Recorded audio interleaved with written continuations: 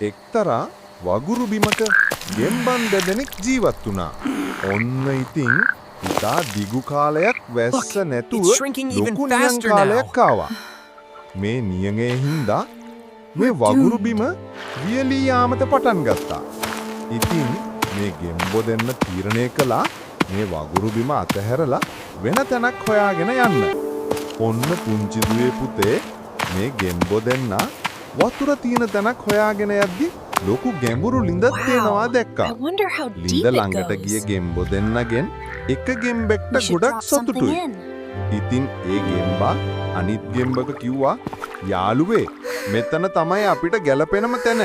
වතුරත් ගොඩක් තියෙනවා. ඒ නිසා අද ඉඳන් අපි මෙතන නවතිමු කිව්වා.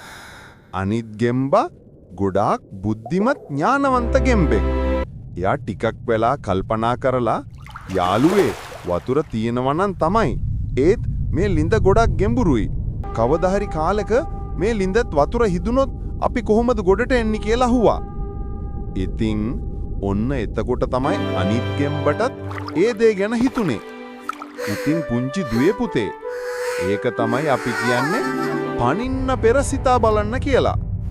අපි ඕනම දෙයක් කරන්න කලින් ඒ ගැන හොඳට හිතලා බලලා තමයි වැඩ කරන්න ඕනේ.